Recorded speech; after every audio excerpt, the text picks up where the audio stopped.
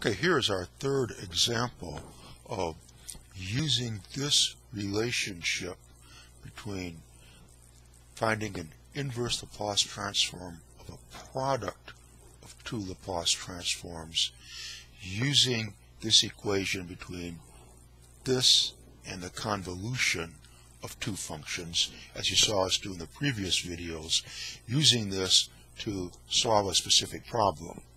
Here we want to take the inverse Laplace transform of this function, 1 over s squared plus 1 squared. We have not proven this equation yet. We would do that in the next video.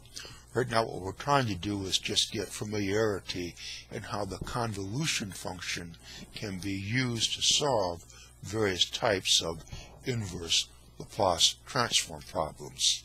Now, here, this of course can be written as the inverse Laplace transform of just 1 over s squared plus 1 times 1 over s squared plus 1.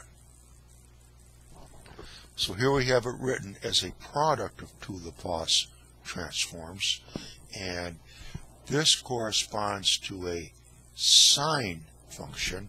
We can see that from the formula that we derived in a previous video. If this is 1, then this is going to be 1. So what we have is that the inverse Laplace transform of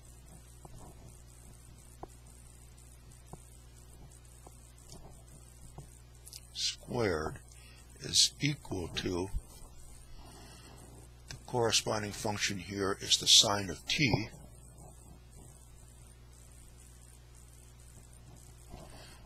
this is the sine of t, but now it is the convolution of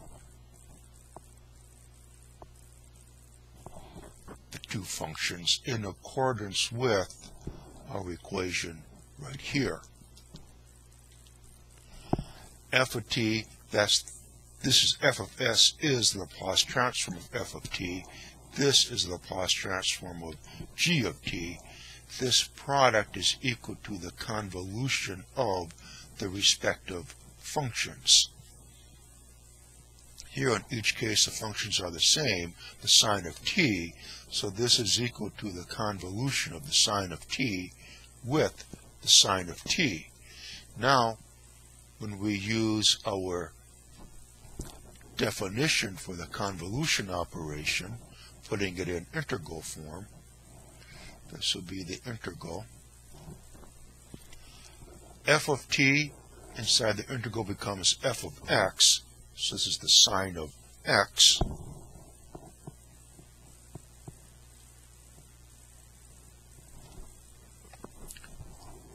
G of t becomes g of t minus x. We'll have sine of x times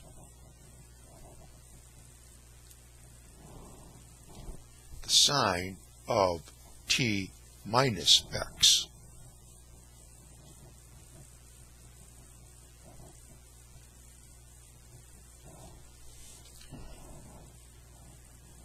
X goes from 0 to x equals t. And again, this is just following our basic formula for the convolution operation. This inside the integral becomes a function of x, so sine of t is sine of x. What's on the right hand side of the star inside of the integral becomes t minus x, so this will be the sine of t minus x. Even though these are functions of t's, just like these are, inside of the integral, the t is treated as if it's a constant. So what we have right now is that the inverse Laplace transform of 1 over s squared plus 1 is equal to this integral expression. So evaluate this integral and we'll have the solution to our inverse Laplace transform problem. And again, the whole thing hinges upon this equation right here, and we will prove this relationship in the next video. For now, let's see how we can solve this integral. Now we could say let u equal t minus x. That'd be the sine of u, but that's not going to do us much good. We say let u equal t minus x, because x would just equal t minus u, and again we're stuck with the sign of a difference of two functions. So remember now, t is treated as a constant. Let's just expand this out. The sine of t minus x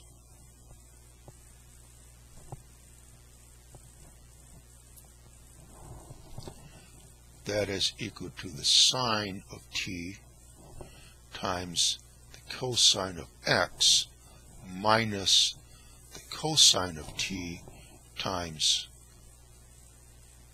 the sine of x. So for this, let's put this in place of that up here in our integral.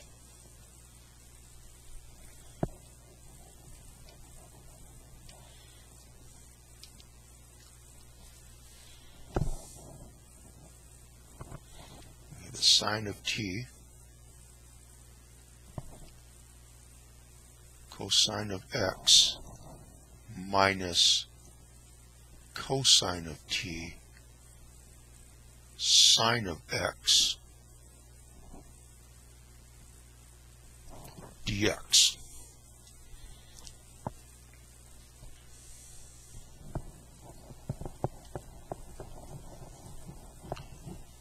Now we expand out. We have sine of x, cosine of x. Remember, t is treated as if it's just a constant, so of course the sine of t is just a constant. So we can take this to the outside of the integral. So this will equal the sine of t, the integral of sine x, cosine x, dx. X goes from 0 to t. Then we will have minus the sine squared times the cosine of t, that's a constant. Take it to the outside.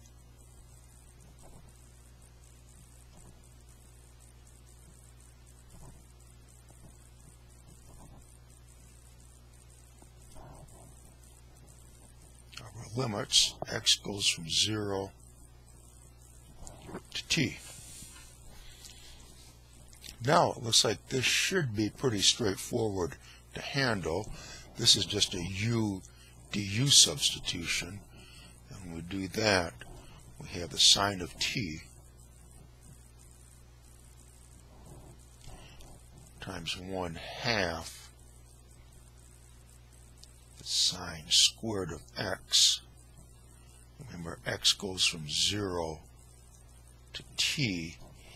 And for this one, the sine squared of x, remember that the sine squared of x can be written as 1/2 1 minus the cosine of 2x.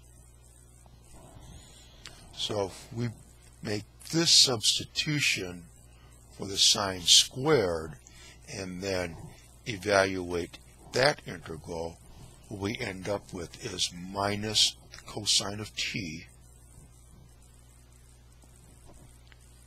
times 1/2 x minus 1/4 sine of 2x. And our limits, x goes from 0 to x equals t. So multiplying through gives us these two integrals.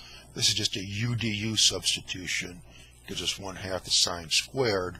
For this one, use our basic trig relation. The sine squared is 1/2 1 minus the cosine of 2x. Put this in here, evaluate the simple integral, and we get that expression times the cosine of t. So let's go back to here. X equals t, that's 1/2 the sine squared of t times the sine of t. That's 1/2 the sine cubed of t. When x is 0, the sine of 0 is 0. Now we go to here, x equals t, that's 1/2 t times the cosine of 2t with a minus sign before it. We have minus 1/2 t cosine of t, and then we have x equals 0. 0 times that is just 0. Now we go multiply through, we have minus cosine t minus 1/4, that's plus 1/4 the cosine of t times the sine. T equals x, that's the sine of 2t. Then we'll have minus this, but when x is 0, the sine of 0 is 0. So this is what we get when we evaluate our integrals by putting the proper limits in place. This expression. So we have this is equal to the inverse Laplace transform of this. And again, the whole thing hinges upon, well, on this equation, which we have yet to prove. We'll prove it in the next video, but multiplying, expressing our inverse Laplace transform as some sort of product of individual Laplace transforms. Here it was real easy. And then the corresponding functions, taking that convolution, then putting it in integral form, where we had the sine of t minus x and we expanded it out. Obtained these two integrals, which were pretty basic to handle, which gave us this expressions, put in our values for t, and we have this. So this then is what this is equal to. So that's right. Let's go ahead and write this now at the top of the page here. So we have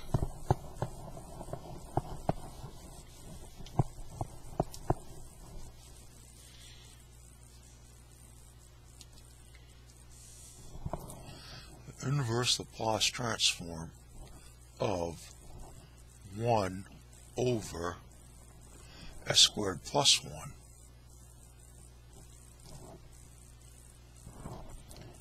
equals 1/2 the sine cubed of t minus 1/2 t times the cosine of t plus 1/4 cosine of t times the sine of 2t. So there's our answer. We might be able to simplify this a little bit. Remember, the sine of 2t, that is 2 times the sine of t times the cosine of t. So what happens if we substitute that? Does that give us a simpler answer? We have right now 1/2 sine cubed t minus 1/2 t cosine of t. Then 2/4, that's 1/2 the cosine of t times the sine of t times the cosine of t. So this would be the cosine squared of t times the sine of t. Not much difference, but the cosine squared, that's 1 minus a sinus squared, times this gives us a sine cubed. Here we have a sine cubed, so let's work with this for maybe just one more step and see if in fact we do get a simpler answer. So here we have 1/2 sine cubed t minus this plus 1/2 sine of t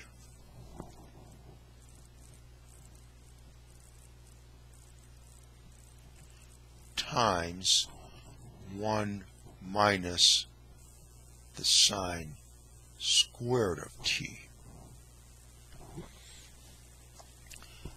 This is minus 1/2 the sine cubed of t. Here we have that out there. Those terms are going to cancel. So this equals, and here we have minus 1/2 t times the cosine of t. Here we have 1 times this, so it looks like it's going to be 1/2 the sine of t minus 1/2 t times the cosine of t. So we did get a simpler form. So